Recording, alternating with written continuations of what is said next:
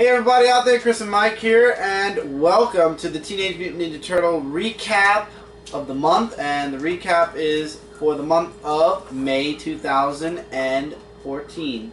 Yep. You guys are gonna notice we're not in our room doing it today, and that's because we did the comic review so late this week that we decided there's only 2 books for TMNT, so we are actually right on the heels. We just finished recording Marvel and DC's comic review. Hopefully those both will be up soon, and this will be following right behind them.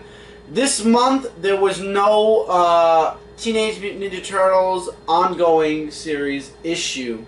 Instead, this month we were given the 30th anniversary special, which I will be reviewing, and we got, of course, the Color Classics, as always. So next month, the month of June, I think we're only getting one ongoing issue number. I believe we're up to issue 33 or 34. No Color Classics or anything? No, there'll be Color Classics. Oh, okay. I was just saying because I. So this month there were only 2. I thought that they were going to do the ongoing, but I guess they decided to take a month off since they're celebrating 30 years of TMNT. Sure, yeah. So let's waste no more time. I'm just letting you guys know that now that there is no TMNT 33 or 34 this month. But it will be coming back next month. I believe it's coming out the second week of June.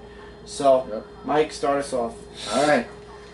For this comic, Teenage Mutant Ninja Turtles, issue number 7 of Color Classics Volume 2, Return to New York, Book 3. And the last issue left off where the Turtles have to face against the 3 Shredders, as you can see right here. Artwork is really drawn excellently. I mean, every time I look in this book, it's just really drawn like so amazing.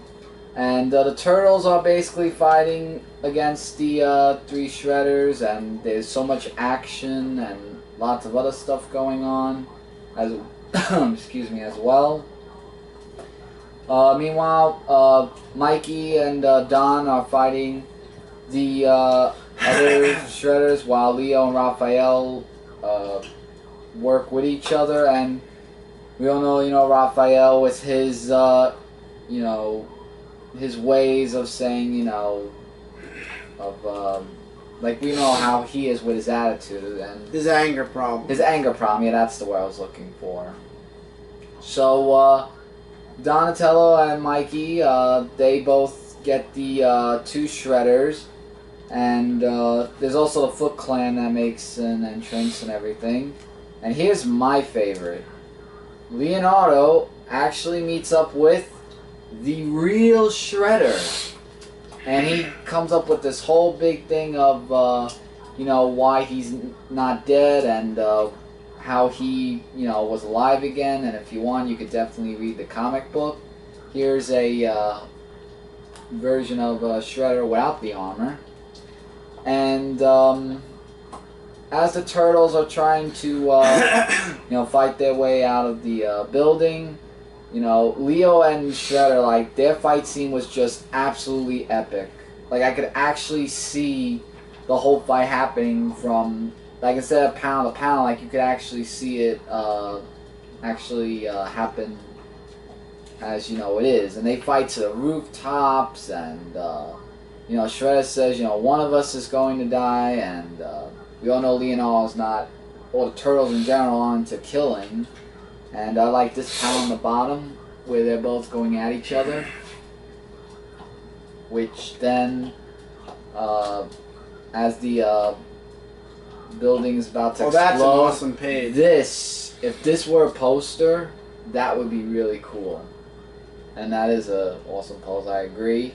Meanwhile, building explodes, and in the end we find out that spoilers, that the Shredder is dead, and they have an honor for him for that. And after I read this, it was just jaw-dropping and amazing. I just said wow. Like, this Color Classics, like, I know that's an old comic book that came out years ago. Yeah, I think this is where Volume 4 ended. I still have to get Volume 5 of the Ultimate Collection. But guys, if you haven't been reading Color Classics, definitely read it. I highly recommend. This was 5 out of 5, book of the month for me. for this comic book. Absolutely amazing. You've just got to read this, and couldn't recommend it highly enough for TMNT or Color Classics of that issue 7. And my book of the month has to go to the 30th anniversary special for Teenage Mutant Ninja Turtles. It's a one-shot. And this is a whopping $7.99. Is it worth your $8? Well, first of all, let me say that this is a very thick book. As a matter of fact, it has its own spine, which you don't see much anymore. And of course, it's the Turtles celebrating their 30th anniversary. There are a couple of different covers you can get. Most of them are from conventions. Some of them are from certain comic sites. But anyway, this is basically a rundown of the history of the Turtles, and each piece of history has its own little story. For example, the first page is the first ever Turtle created by Peter Laird and Kevin Eastman. The first sketch. Oh. Then the book starts off with where you are, as a matter of fact.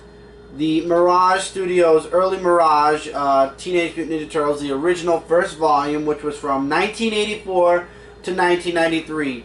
And the story here is Ready, Set, Go.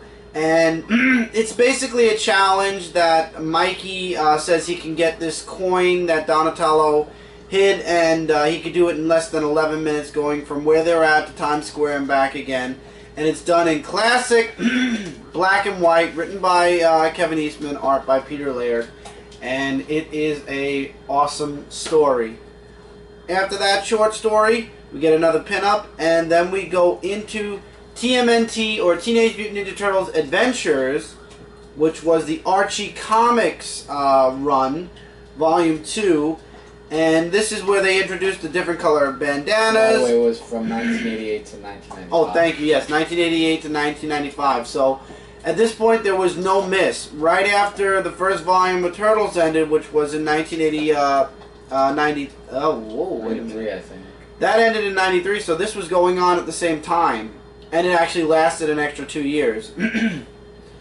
So, while it was going on, this was more of a kid-friendly, based off of the children's cartoon, or the cartoon I watched as a kid anyway. Yeah, same here. Trying to get a good picture, but I'm not finding a good one. The next one, we'll see. And it's called Paper or Plastic, and it has Bebop and Rocksteady from an alternate world. I guess that's the best page. And we had the return of the writer and artist for this small story. We even had Raphael in the black suit, which actually is going on right now. If you read the Teenage Mutant Ninja Turtles Adventure trade paperbacks, that's what he's in right now. And we also get to see, what's her name? Ninjara. After that story, we get into something where I believe this is the Michael Bay. This is the Michael Bay of Teenage Mutant Ninja Turtles comics. This is Teenage Mutant Ninja Turtles Volume 3 in Image Comics. They made a small cameo in Savage Dragon, and then Image took up Teenage Mutant Ninja Turtles from 1996 through 1999. That's just 3 years. And this was this issue's called Rest in Peace. First of all, Pieces, and this series looked to push the envelope. Instead of it being your standard Turtles, Raphael's missing an eye, Leo's missing a hand, and Donatello basically is mostly cybernetic, and there is no Splinter. And the artwork is just... And the artwork is horrible. This is the one story I honestly couldn't read. I really was just not interested. Wait, didn't you say Leonardo was missing teeth or something? He was missing his hand. Because it looked like he was missing teeth too. Maybe. Oh my But God. Michelangelo is the only one. Here's some artwork with all of his body parts, and even in this book he's kind of slow, and it didn't work out, and I can understand why it was a short volume. Then in 2001 all the way through until 2010, Mirage Studios took back Teenage Mutant Ninja Turtles, and they started Teenage Mutant Ninja Turtles again. This time no Kevin Eastman. It was Peter Laird and Jim Lawson, and this was A Tale of the Turtles years later. Splinter died a peaceful death, and the story and the turtles are now older. So this is like an older version of the turtles, and you got the turtles, and it reintroduces what's her name, Shadow, and she fights the turtles in this short story. The short story is actually called... Now this artwork's not that bad, really. It's not that bad. I liked it. This is called Night of the Ninja Girl, and it's the turtles basically versus this ninja girl, and none of them really can beat her, and it turns out it's their friend. But so yeah, Splinter's dead, and the turtles are still alive, but much older. Interesting, a lot better than what Image had. And then, of course, the last volume, which is IDW, and ironically, IDW took up the turtle title from 2010 to present day, and it's been awesome. Kevin Eastman's on the book. Peter Laird eventually sold the franchise to Nickelodeon, which we all know the story from there on, and then Nickelodeon basically gave the rights to IDW to make the story. This story is called A Lot to Learn, and it takes place around the time where Raphael was just found, so basically right after the first story arc. You said 2010. To present day, right. Oh, okay. So basically, Mirage Studios ended their run apparently in 2010, which I didn't know about, because I mean I've been doing the comic reviews since about 2000 what? I think you began in 2009. Right, so I'm surprised I didn't know about it, but anyway, beside the point, it's Raphael training. All of his brothers have already had like a lot of training because he was the one that was missing. So he's kind of the one that's still learning all of his all the different arts. And he's not doing so well, and his anger gets the best of him at times. And, you know, he goes out, he goes fighting alongside Casey Jones for a bit, he comes home. And, again, the one thing that this series has done amazing work with since the beginning of this book is the showing of family and how Splinter is literally the staple of the family. And Raphael, you know, apologizes for his anger, and the father says, you know, it's fine, you know, you're a little bit behind your brothers, but you're learning and you're coming along fine, and I see you have promise and you have great skill. Together, you'll get through it. And Raphael, throughout all this, is having some internal dialogue where he's like, I was alone once and I was fine, maybe I belong alone. And then at the end he's like, you know what? I started off being alone, but now I see I don't have to be. And then the rest of the book is a bunch of pinups. The only pinup that I honestly didn't like is the one artist I did not like on the Teenage Mutant Ninja Turtles, and I'm sure you guys can tell who it is from the picture alone. Andy Kunn, I don't know why, but his artwork is the only artwork in this book, along with a few other pictures like this that just I don't feel fits the Turtles. Throughout the whole history, this is basically a history lesson. From birth to current day Teenage Mutant Ninja Turtles, it was nice to see the Turtles go through all of their places again. Right. Basically. No, it's a history book. It goes through all the history. Mirage, to Archie, to Image, back to Mirage, now to IDW. It's been an amazing run with Teenage Mutant Ninja Turtles, and they still, to this day, are continuing forward. I'm glad IDW is taking Turtles and running with it. I believe that if IDW does this right, and with the writing of Tom Waltz and Kevin Eastman, and the awesome artists that have been on the book, this book has been my book of the month for... If there are 33 issues out, about 32 or 31, because I did not like Andy Kunn's artwork, but out of all the issues, only once did the book falter. One story arc, the book kind of...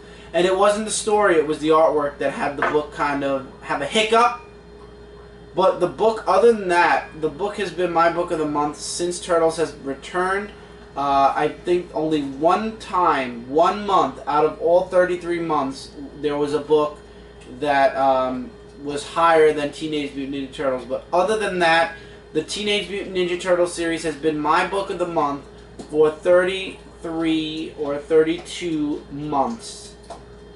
I would say consecutive, but there was that one book in the middle somewhere. Yeah. So, is it worth the $8? Absolutely, especially if you're a fan of the Turtles like myself, and you are, you know, you really would like to get into the history of the Turtles. You know, those little stories from all the different volumes of the Turtles. This is definitely something for you. It was an enjoyment reading Kevin Eastman. Like I said, the only story that didn't fit the Turtles, in my opinion, was the Image one. Other than that, every other story was spectacular and well worth the $8. This is a gigantic book. It has amazing artists in it. Really good stories in it. Why not? It's worth the $8. And like it says, it's the 30th anniversary. 30 years of Turtles. And you know what? Not one year went by without a Turtle book. Right. From 1984 through present day, there was always a company somewhere that had the Teenage Mutant Ninja Turtles book. And I'm actually shocked that I did not know about the later Mirage books. Maybe I saw it and it just went over my head. I am actually going to look into at least the Mirage books at some point. But 5 out of 5 stars. Artwork's great. Story's great. I would only take a half star off for the Image book. And that's it for the Turtle books, guys. So next month we will come back with the next issue of Teenage Mutant Ninja Turtles and the next issue of the Color Classics. But until then, don't forget to check out Comic Related, Comic Frontline, and Zone4Podcast.com. Together we are your #1 source for comic-related news, reviews, and a whole bunch more. Feel free to leave comments below, and your comments will be heard. Likes, dislikes, agree, disagree, and your comments or your own thoughts on these books, and your comments will be heard on this Friday's weekly comic book haul. And until next time, everybody, take care, keep reading, keep collecting, and we will see you guys in the next review. Later, everyone.